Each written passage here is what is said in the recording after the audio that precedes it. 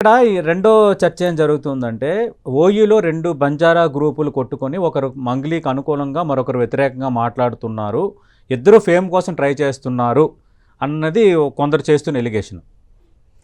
ఒకటండి, ఫేమ్ కోసం చేయాలంటే ఎన్ని సంవత్సరాల నుంచి చేసేవాళ్ళు, రెండు గ్రూపులని వీళ్ళు చెప్పుకుంటున్నారు బయట. అయితే ఓయూలో మంగ్లీకి సపోర్ట్ చేసే వాళ్ళు కొంతమంది ఉన్న విషయం వాస్తవమే. మొన్న మీ మీడియా మీద కూడా వాళ్ళు దాడి చేసిరు, మీరు ఆ వీడియోస్ కూడా మీతో ఉండుంటాయి. మీడియా మీద కూడా దాడి చేసిరు, వాళ్ళకి నచ్చిన క్వశ్చన్స్ అడగాలి. ఇప్పుడు కొంతమంది ఉన్నారండి మంగ్లీ గారితో లక్షలు తెచ్చుకొని వచ్చి ప్రెస్ మీట్లు పెట్టే వాళ్ళు కూడా ఉన్నారు. ఆ పెట్టే వాళ్ళు కూడా ఓయూ స్టూడెంట్స్ కాదు, నేను అదే చెప్తున్నా. ఉస్మానియా యూనివర్సిటీలో ఆల్రెడీ పిహెచ్డికి అప్లై చేశారు, పిహెచ్డి రాలేదు. అందులో చాలా మంది మాట్లాడే వాళ్ళు ఓయూ స్టూడెంట్స్ అని ఎప్పుడు అంటారండి? They are not the current batch. ఎప్పుడో ఎగ్జామ్లు అయిపోయి ఓయూ నుంచి ఎప్పుడో వెళ్ళిపోయారు మీరు, మళ్ళీ ఇంకా ఎందుకు అక్కడ ఉంటున్నారు? మీరు ఎందుకు మాట్లాడుతున్నారు ప్రెస్ మీట్లు పెట్టి? ఈ రోజు వాళ్ళు అంటారు ఈ రోజు మంగ్లీ డబ్బులు ఇచ్చి మాట్లాడిపిస్తుందని ఎలిగేషన్. షూర్, అవును, మంగ్లీ చాలా మందికి డబ్బులు ఇచ్చి మాట్లాడిపిస్తుందండి. ప్రూవ్ చేయమంటారా నన్ను? మంగ్లీ చాలా మందిని డబ్బులు ఇచ్చి మాట్లాడుతుంది అంటే మరి ప్రూఫ్ చేయాలి కదా, ఎందుకంటే ఇప్పుడు ఒక ఎలిగేషన్ ఆధారం ఏంటి మీ దగ్గర? ఆమె డబ్బులు ఇచ్చి మాట్లాడిస్తుంది. ఇప్పుడు బాధితుల పక్షాన నిలబడకుండా కేవలం మంగ్లీ పక్షాన నిలబడి మాట్లాడుతున్నారు మీరు. అంటే మంగ్లీ చేస్తుందనే కదా. ఇప్పుడు మంగ్లీని వ్యక్తిగతంగా నేను గాని వాళ్ళు అభిమానిస్తుండొచ్చేమో కదా. ఇప్పుడు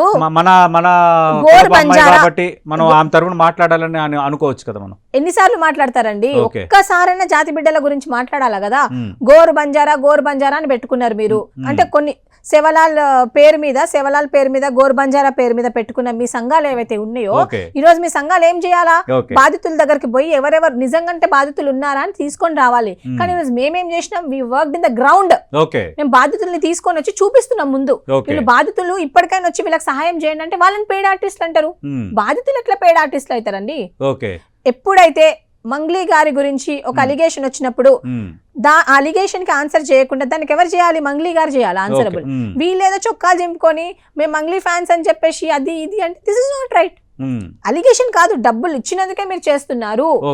ఎందుకంటే వ్యక్తిగతంగా why you are targeting me and my family? What is the need? You would have told that media ముందు. మీ ఫ్యామిలీ ప్రొఫైల్ ఏంటి? Sir, basically my father works in the department. Okay, he's a government employee, sir.